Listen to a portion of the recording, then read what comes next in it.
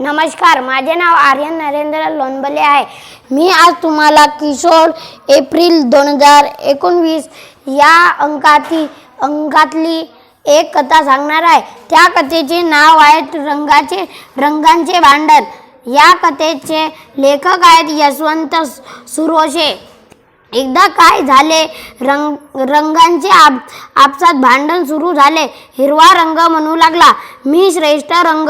पिवळा रंग म्हणू लागला, मी श्रेष्ठ रंग. सगळेच रंग तावातावाने भांडू लागले. प्रत्येक रंग आपणच कसे श्रेष्ठ आहोत हे सांगू लागला. प्रत्येक जण आपले महत्त्व आणि उपयोग जोरकसपणे भांडू लागले.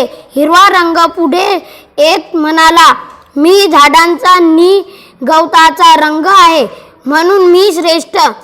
त्याला मागे ढकलत निळा रंग पुढे आला.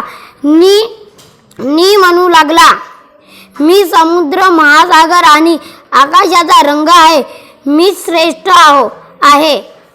तेवढ्यात तपकिरी रंग पुढे सरसावत म्हणाला, मी तर पृथ्वीचा रंग आहे. त्यामुळे मी श्रेष्ठ रंग आहे. या रंगाचे बोलणे ऐकून पिवळा रंग चिडला. तोही पुढे होत म्हणाला, मी तर सूर्याचा रंग आहे. मीच तुम्हाला उबदारपणाची जाणीव करून देतो. त्यामुळे तुम्हा सगळ्यांपेक्षा मी श्रेष्ठ रंग आहे. गर्दीतल्या लाल रंगाला काही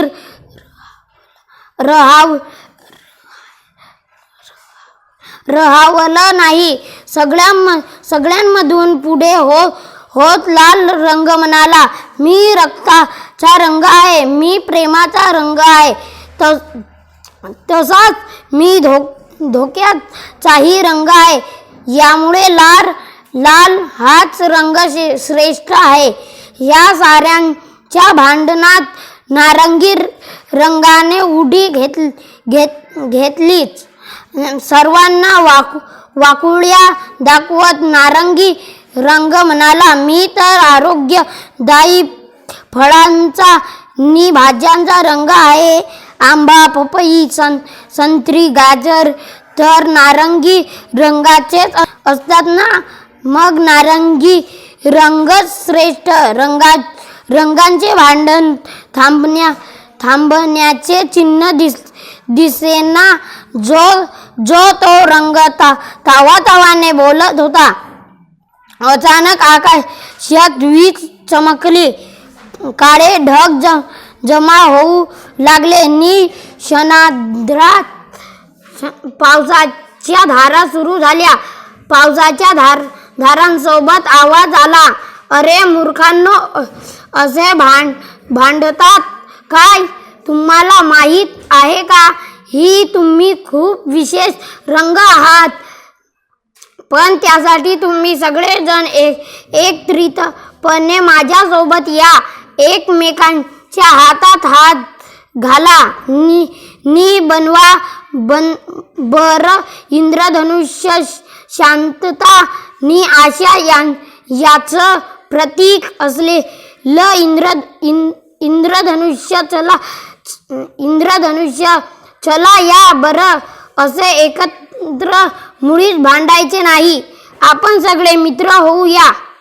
पावसाच्या धारांमधून येणारा आवाज रंगांनी ऐकला. सगळे रंग एकत्र आले. त्यांनी एकमेकांच्या हातात हात घातले. क्षणार्धात इंद्रधनुष्याची कमान तयार झाली. पश्चिमेकडून सर्व हळूच हसत होता. पृथ्वी रंगीत कमानीकडे डोळे लावून बघत होती. आकाशाने रंगांपुढे आरसा धरला.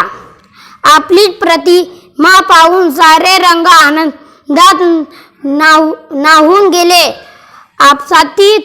आपसातील भांडण पावसात वाहून गेले. धन्यवाद.